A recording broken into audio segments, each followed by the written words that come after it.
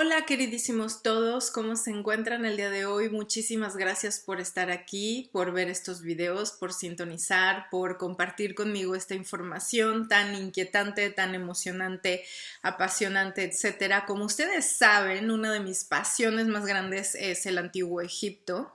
El antiguo Egipto. ¿Por qué? ¿Por qué me dediqué a estudiar egiptología también, además de todas las demás cosas que he estado estudiando? Pues fue precisamente porque tengo una resonancia y creo que he tenido vidas pasadas allí, me identifico muchísimo con alguna parte de la información, sobre todo lo que tiene que ver con con la religión, con la parte religiosa y espiritual, esa cosmogonía completa, esa ideología completa en donde el todo es uno y todo lo que haces durante el día, minuto a minuto, tiene que ver con una situación sagrada. Y esa situación sagrada no es nada más porque nuestro origen sea divino, sino porque también era el heredar esa divinidad y aplicarla en esta tierra o en esta realidad. Entonces era todo lo que está a nuestro alrededor creado, ya en sí era consciente y divino. Entonces, partiendo de estos principios que a mí me parecen fundamentales porque me parece que también en el antiguo Egipto fue donde se originó nuestra raza, me refiero a este prototipo de humanidad, ahí fue donde se planeó este prototipo de humanidad que somos ahora, que es este ser soberano, divino, con un cuerpo físico, con una multidimensionalidad, etcétera, y en donde se supone que nos pusimos de acuerdo en cómo iba a ser este experimento y cómo íbamos a estar aquí en la Tierra ahora. Entonces, para mí siempre ha sido una gran pasión encontrar esta evidencia, esto de lo que estoy hablando, pero con evidencia arqueológica o con evidencia histórica que nos demuestre que en verdad fue así el origen de la humanidad. Claro, es el gran tema aquí es que siempre ha habido una gran oposición académica a todas las teorías alternativas que se presentan como eso, como teorías, como especulaciones, ¿no? Y realmente pues han descartado a muchos de los arqueólogos y científicos que como los nombran como pseudocientíficos, y de hecho pues ahora está la serie de Graham Hancock que yo he seguido de toda la vida en Netflix y la pueden ver ahí. Él habla justo y también trata justo de conectar esa evidencia física, arqueológica, con esos orígenes divinos, ¿no? Como desde de dónde venimos. O sea, se habla mucho de la Atlántida, se habla mucho como de una civilización anterior que desapareció, pero que no era una civilización primitiva, sino era una civilización consciente y avanzada, ¿no? Espiritualmente avanzada. Y los egipcios, los antiguos egipcios son herederos o son los primeros que tienen como esta gran tradición espiritual y conectada con ese lazo de amor del universo, con esa soberanía, con ese entendimiento de cómo es el universo y cómo es la conciencia aquí en la Tierra. Entonces, bueno, pues yo estoy escribiendo mi tesis al respecto y he estado leyendo mucho y obviamente una de las fuentes principales, ¿no? Porque los académicos siempre tratamos de encontrar una fuente precisa que se pueda comprobar, ¿no? O sea, digamos, las fuentes significa aquella base de donde tú estás tomando la información, que tiene que ser creíble, que no puede ser simplemente Wikipedia, porque obviamente no se puede comprobar, no sabemos, o sea, tiene como un margen de error humano. Y claro, todas las fuentes, todos nuestros recursos, ¿no? De donde sacamos la información, pues tienen ese margen de error humano, pero tratamos de que sea lo más cercano posible. Entonces, mientras más antigua es esta fuente, es decir, si el escritor vivió en aquella época, pues entonces se toma un poquito más en serio y con un poquito más de credibilidad lo que está diciendo porque estuvo más cercano al momento o a la situación de la cual escribió, ¿no? Entonces, por esto es que estas fuentes tan antiguas pues se toman muy en serio, y una de ellas es un sacerdote egipcio que estuvo en un templo en Egipto en la época de Ptolomeo II. Así pues, Ptolomeo II pertenece a una dinastía que se establece alrededor del año 305, 304, antes de la era cristiana, y es de estos militares políticos, ¿no? Herederos políticos de Alejandro Magno cuando conquista su gran imperio, y entonces ellos se establecen en Egipto, y desde allí empieza esta gran dinastía a la cual pertenece de hecho Cleopatra VII o séptima, que es la Cleopatra aquella famosa que conocemos, pero pues aquí vemos que era de origen macedonio. Entonces realmente pues ella fue de las últimas herederas de esta cultura. Entonces podemos darnos cuenta que Manetón, que es como le dicen en español, este sacerdote egipcio, el Sebenita, bueno, pues realmente vivió mucho más cercano al final, ¿no? De estas dinastías realmente egipcias. Pero bueno, el punto aquí es que este libro maravilloso fue una de las primeras, si no es que la primera y única traducción al castellano que existe de estos libros originales de el Sebenita, que fue, le dicen el Sebenita porque vivió allí en un templo en el Delta. Entonces, por su origen de sacerdote, entonces tenía un gran conocimiento que se transmitía también oralmente en esa época, y que a partir de ahí, pues, y de estar cercano a esta historia, él hablaba griego, escribió este libro que es la historia de Egipto, la Egiptiaca se llama, y está escrito en griego. Él hablaba griego, pero tenía como este origen del sacerdocio, entonces es una combinación perfecta como para escribir esta primera crónica, esta primera historia de Egipto. De hecho, todos los académicos y arqueólogos posteriores a partir de esta época se han basado en sus libros, en este libro. Desafortunadamente, este libro no llegó a nosotros o a aquellos traductores o a aquellos egiptólogos completo. Y hay pedazos que se conservan a través de otros escritores también del año 70 después de la era cristiana, y de escritores pues más que nada griegos y ya en base cristianos. Por ejemplo, Eusebio, que era el biógrafo de Constantino, que fue uno de los biógrafos de Constantino y que vivió en la época de Constantino, alrededor del año 320 y algo, ¿no? Después de la era cristiana. Entonces es cuando se siguen repitiendo y se siguen basando en esta misma cronología que propuso Manetón en un principio, y entonces es lo que retoman ahora. Por lo tanto, lo que quiero decir con todo esto es que es una fuente sumamente creíble y la más antigua que existe, y además del lugar de origen donde sucedieron las cosas. Y entonces aquí, leyendo esta cronología en donde yo esperaba encontrarme nada más con la historia establecida y realmente aceptada del Antiguo Egipto, pues me encuentro que lo primero que dice este traductor maravilloso explicándonos de dónde viene la historia y cómo propone y cómo escribe los tomos, porque son 3 o 4 tomos distintos que escribe Manetón, y justo al principio la primera dinastía que él menciona como reinando en Egipto y que tiene que ver con miles de años que no se sabe exactamente, no se ponen de acuerdo exactamente cuándo y cómo se dio esta temporalidad, porque hablan de calendarios diferentes para empezar, y además hablan de miles de años, ¿no? Que es como difícil de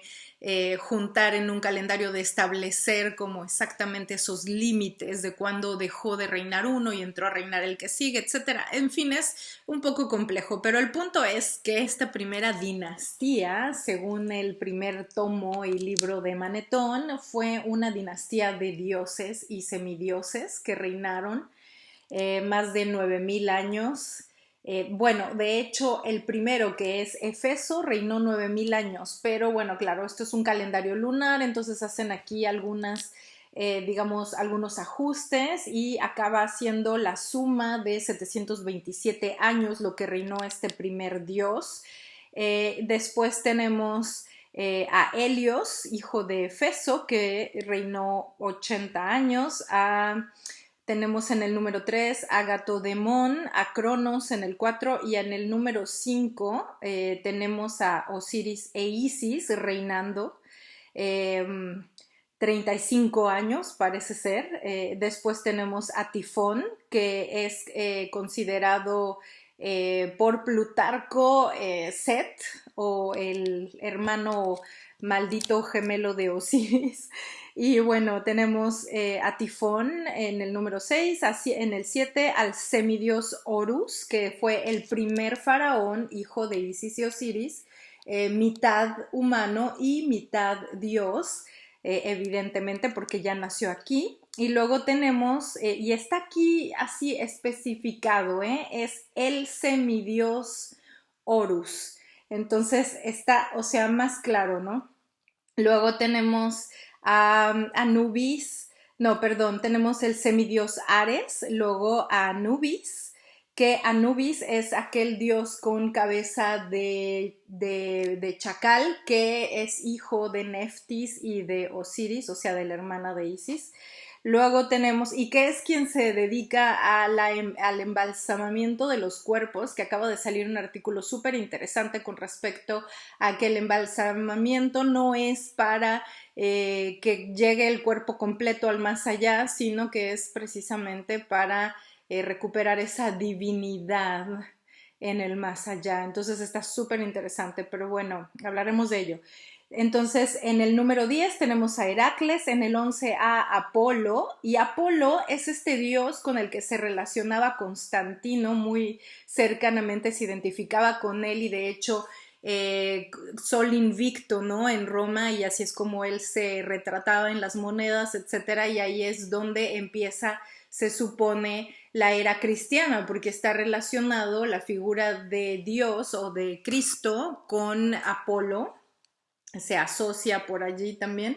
Recuerden que estos son los nombres griegos, que este libro fue escrito en griego, entonces por eso son los nombres de los dioses conservados o traspolados a la interpretación griega, ¿no? Y por eso dicen que esto es mitología, porque siempre se ha manejado de esta forma, como no existieron, eso es imposible, no hay dioses en la tierra, y entonces por ello es que siempre se ha negado esta parte divina, ha sido parte como de este plan de negar la presencia divina, y por eso es tan importante recuperar, para mí, al parecer, esta historia, porque realmente aquí podemos ver que sí existieron, que sí estuvieron en la tierra, sino porque tienen una cuenta tan precisa de años, etcétera, etcétera, ¿no? Entonces es muy extraño porque estas fuentes de donde Manetón recogía esta información y la podía escribir con tanta seguridad, venía de los antiguos egipcios, de las dinastías anteriores, de esa tradición de preservar esa información, probablemente en papiros, en piedra, en objetos, en cosas que no tenemos ahorita o que no tenemos evidencia de que hayan existido, pero no sabemos qué tanto lo tomaron y había en esa época. O sea, seguramente había cosas que ya están perdidas hasta ahora, han pasado miles de años, pero en esa época pues no podemos saber si había o no había esas fuentes para que Manetón pudiera pues preservar esta información o encontrar estos datos. En fin, el número 10 es Heracles, 11 Apolo, 12 es Amón, y luego tenemos en 13 a Títoes, 14 Soso y 15 Zeus. Algunos de ellos, por ejemplo, Ares está relacionado con Horus también, y Ares es como Horus, pero en griego, y está relacionado con el dios de Marte. Pero lo que a mí me interesa más y lo que se me hace más importante es que haya alguien, un historiador serio, de donde se han basado tantos pues científicos y escritores, claro que dicen sí, sí, o sea, la cronología de los reyes es exacta, pero esto es algo que él creía, esto es algo que pasó a nosotros como parte de la mitología, es algo mitológico. No, e incluso, probablemente Manetón incluso lo llegó a decir, porque por ahí hay algunos documentos en donde escribió al rey Ptolomeo II, el Filadelfo, y le dijo precisamente que por 11.000 años o una cosa así reinaron semidioses y dioses, o sea, fue esa como la primera dinastía, pero que sabemos que no existieron, ¿no? Una cosa así como su propia interpretación. Por supuesto que de ahí se han basado todos los demás arqueólogos y todos los demás cronógrafos o quienes han seguido esta historia, historiadores, etcétera. Y pues se ha tomado en cuenta como que la primera dinastía es a partir del primer hombre humano, faraón, que hubo en la tierra. No semidios como Horus, que era mitad y mitad, no. Dicen el primer rey, y así lo dice él también, y aquí lo dicen en esta traducción. Dicen la primera dinastía, Manetón dice que es el primer humano, el rey Menes. Y humano, o sea, ponen la palabra humano. Entonces ya, o sea, establecer que es un humano que tiene una gran conexión, que va a ser el heredero de esa divinidad, pues, o de esa conexión con los dioses, de esa conexión con ese lado divino, quiere decir que es el primer prototipo humano en la tierra, faraón intermediario entre el pueblo y la divinidad, ¿no? O sea, aquel que tiene contacto directo con la divinidad y que por esta misma razón puede reinar en la tierra, ¿no? O en este gran reino que fue Egipto. Entonces, esto es el rey Menes, el rey Escorpión, es el primer rey. Ahí tenemos la paleta de Narmer, donde se ve representado él, se ve en jeroglíficos su nombre, etc.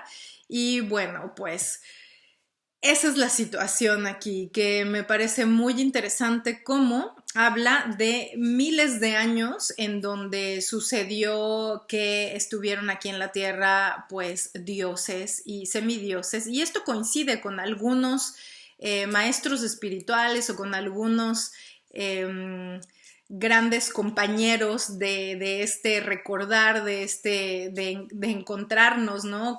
Con nuestro origen, con realmente reconocer y volver, o sea, ese retorno hacia lo sagrado, reconocer nuestra propia divinidad, nuestra propia soberanía, etcétera. Todo esto coincide con el trabajo de algunos contemporáneos míos que han dicho que hemos estado aquí 12.000 años antes, incluyendo a Graham Hancock, claro está, ¿no? Que tiene ahí su serie ahorita en Netflix.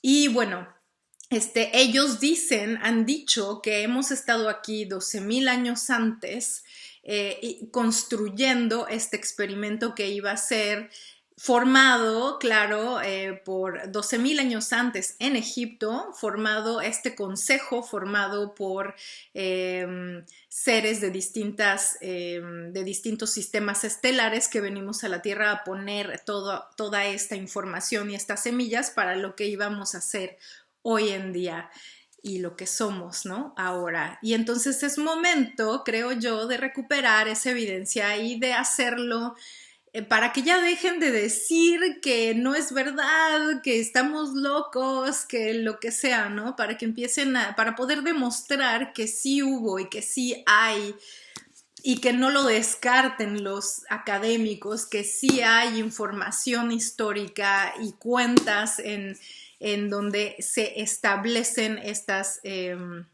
esta historia, porque lo que sí podemos saber es que en el papiro de Turín, por ejemplo, este papiro que también está en fragmentos y que se ha comparado con los libros de Manetón para poder establecer esta cronología y para poder llegar a lo que hoy en día es la egiptología, pues se ha visto que efectivamente hace 6.000 años es que empieza el origen de la humanidad y tenemos la dinastía número 1 con este rey humano y ahí empieza toda la coincidencia, pero ignoran o no se encuentra esta primera parte.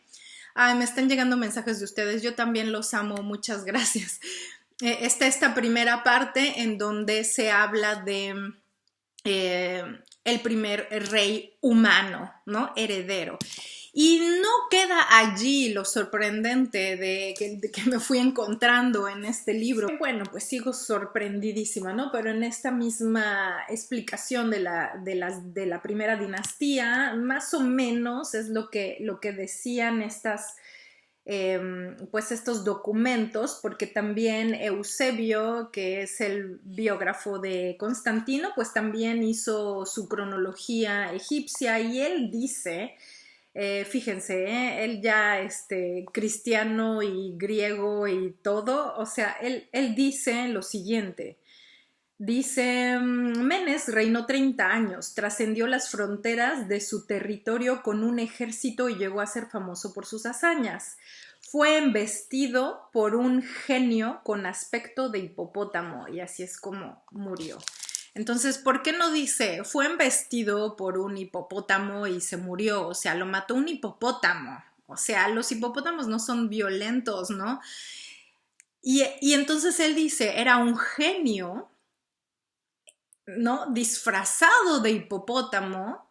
Entonces un genio se refiere a estos genios de la lámpara mágica, ¿no? Aquellos que nos conceden los deseos o que tienen como poderes sobrenaturales. Entonces, como estaban todavía en esta época muy cercanos a esta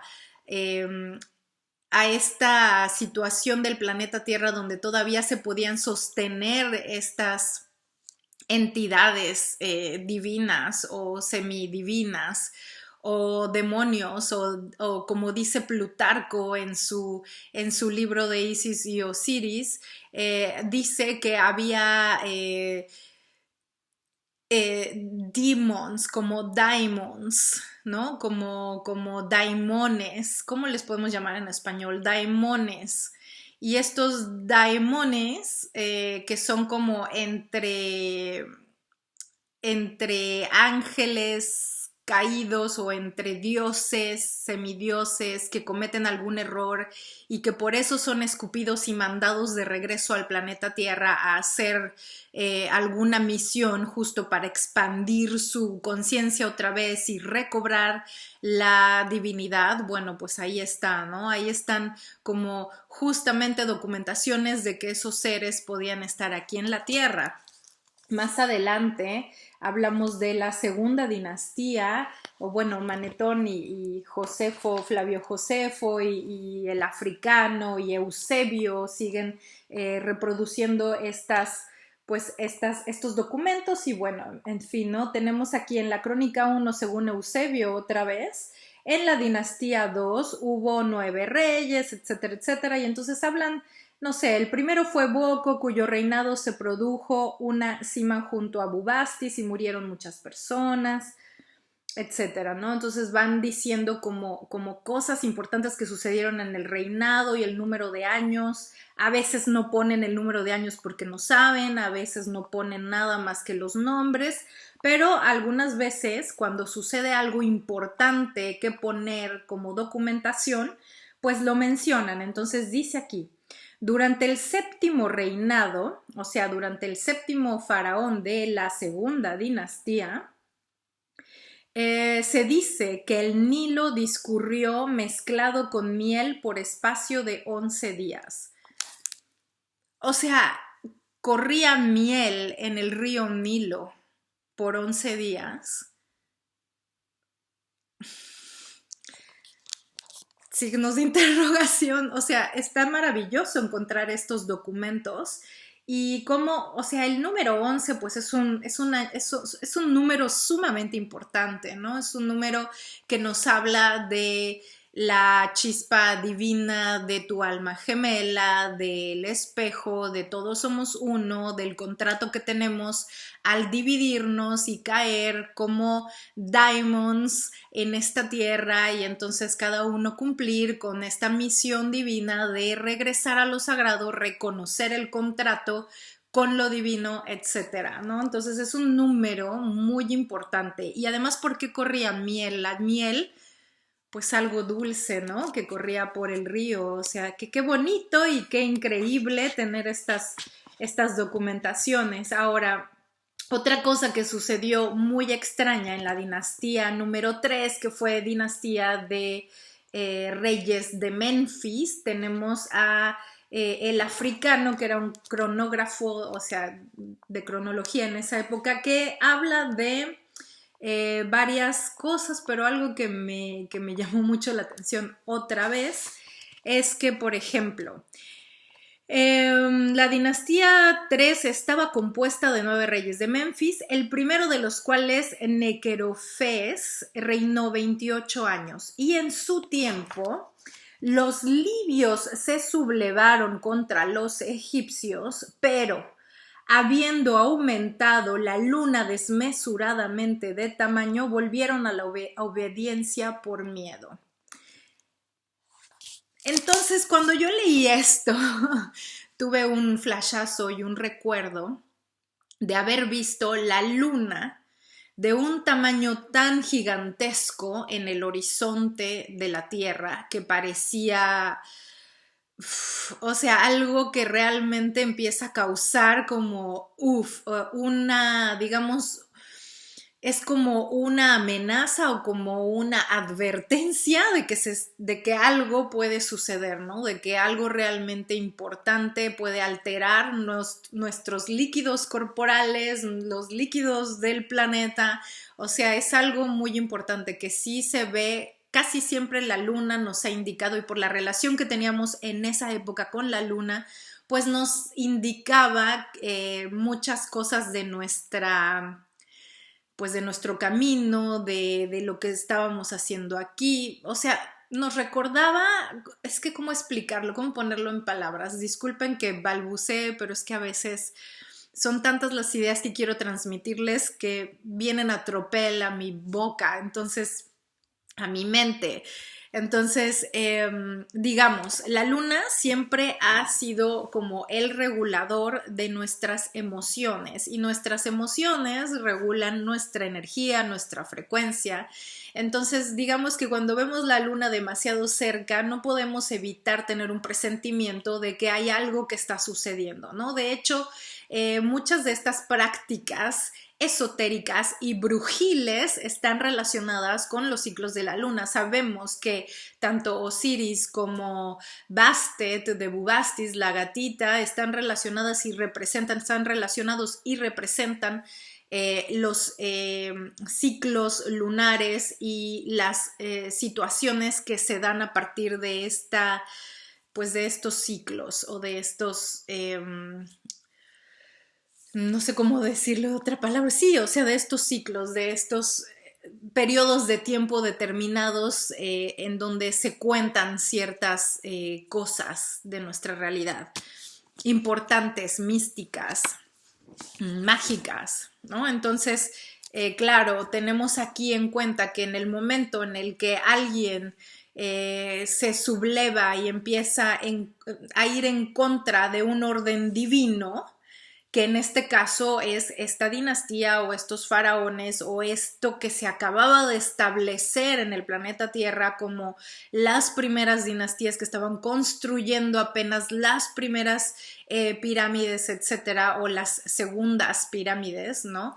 Entonces, aquí tenemos que hubo una sublevación en contra. Entonces, ¿qué es lo que está pasando aquí? Que el orden divino tenía que permanecerse. Entonces sabemos que que teníamos que mandar alguna señal de los otros mundos en donde estábamos. Entonces No es la primera ni la única vez que ha sucedido, que suceda o que pase un evento cósmico astrológico tan importante que nos llame la atención o que sea un llamado de atención de, hey, pórtense bien, o ¿qué está sucediendo? O no, esto va en contra del plan divino.